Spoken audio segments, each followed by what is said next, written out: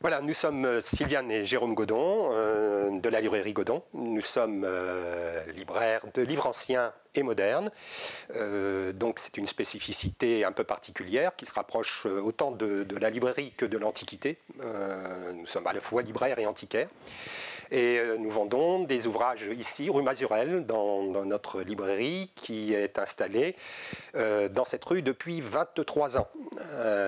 Nous étions avant rue de la Barre et avant encore rue Sainte-Anne, donc depuis 1987 à Lille. Je suis expert d'une compagnie d'experts nationale qui s'appelle la CNE. Avec cette spécificité, je peux faire réaliser des expertises auprès des particuliers. Et la librairie est ouverte à toutes sortes de documents anciens et modernes que je peux vous présenter en quelques mots pour vous donner un peu l'idée de ce qu'on fait.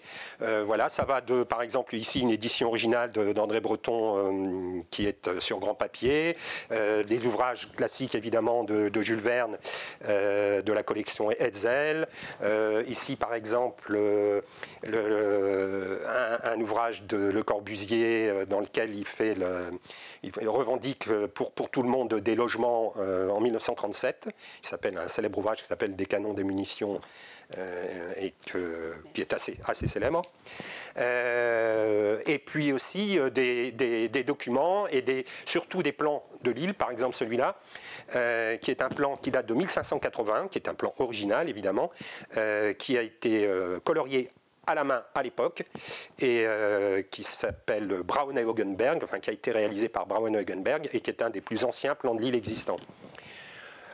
Tout autre chose, mais dans le même type de spécificité lilloise, l'album de l'Atlas de l'île de Brun-Lavenne, qui est le plus beau livre sur l'île, qui a été édité en 1935, qui comprend 1830, pardon.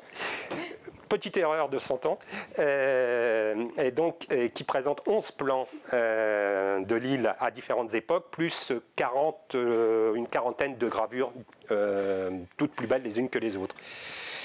Des documents, parce que ça c'est un peu notre spécialité, on réalise tous les 2 ans des catalogues importants sur le domaine, ce qu'on appelle des éphémères, ces catalogues s'appellent le non-livre. Ils sont diffusés dans le monde entier. Ils comprennent en général environ 500 numéros. Ce document-là, par exemple, qui est assez extraordinaire, qui est une affiche, un placard qui a été publié en 1780 et qui officialise l'arrêt de la torture en France, qui abolit et abroge l'usage de la question préparatoire, la question étant la torture qu'on infligeait aux prisonniers pour les faire parler. Voilà, donc on fait également plein de choses accessibles, notamment dans les gravures décoratives à partir d'une dizaine d'euros. On vend beaucoup d'ouvrages de la Pléiade d'occasion à des prix tout à fait intéressants, puisque à partir de 15 euros, on peut se payer un Pléiade jusqu'à une trentaine d'euros, ce qui fait quand même que par rapport au prix neuf, c'est tout à fait intéressant.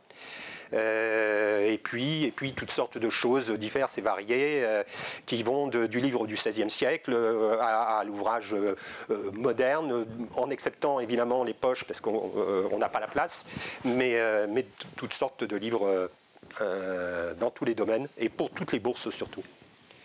Voilà, je pense que c'est à peu près la définition de ce qu'on peut faire.